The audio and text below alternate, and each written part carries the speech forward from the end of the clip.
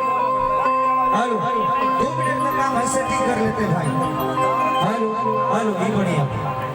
एक और भी संगा काम का टेबल उठा दो बेंजू के आवाज उठा दी उठाई तो पहले जैसा सीएच फिल्म प्रोडक्शन हमारे भाई मदन जी और हमारे जय माता दी बहन हमारे सुहा भैया और सोना जी दोनों भाई लोग के प्यार से है मंच पर लौकता कि बहुत अच्छा कलाकार नवीन भैया बड़का भैया का स्वागत अभिनंदन ये मंच पर हमारा अवसर है सोना जी के लिए सोना जी का करे जो मैं तू बहुत बस बोला हूँ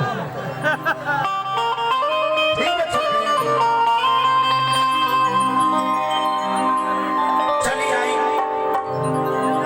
आप सब कभी समक्ष भोजपुरी के बहुत ही अच्छे एक्टर अभिनेता प्रमोद प्रेमी के साथ सुपरस्टार अभी 5वां फिल्म प्रियंका जी के चाप के मंच पाई प्रियंका राय जी के नाम पर आप सबका स्वागत करते हैं। यहाँ के बहुत अच्छे आर्टिस्ट है कलाकार बहुत हमारा एल्बम में भी यहाँ काम के लिए बनी बहुत फिल्म भी यहाँ के कैले नामा कहा जी अंशिका सिंह जी के नाम पर एक बार आपसे स्वागत करते हैं। अंशिका सिंह ये पूछिए तो नाम कहा है ये बोलो किचन एक और नाम गुड़िया है बबुआरा गुड़िया हां जाए तो अभी कुछ ना करो प्रिया एक और नाम प्रिया रतन प्रिया हम जान रहे हैं रतन ये पलिया कहां है रतन प्रिया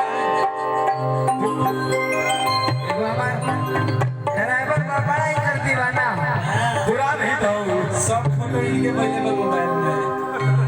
मोबाइल करे फोटो रखो हाय प्रियंका जी के स्वागत सब कलाकारों का स्वागत बड़का भैया कृष्णा जी के भी स्वागत रंजीत लाल हमारे बहुत अच्छे सुपरस्टार गायक भाई से भी गीत संगीत कृष्णा जी से भी गीत काम गवाई भाई हो तने खड्डे पर उठा के खुआ दिखा रहा इस साउंड का तो जोड़ा मान ना बाकी चाह भी नहीं मन भी ध्यान तो नहीं ओस मारा था गीत गाने का मतलब हमें घर का ताना जाला हां वो बाकी लाइट वगैरह के हमरे शुभम भैया यानी सोना जी के इस साउंड हमारे कृष्णा भैया के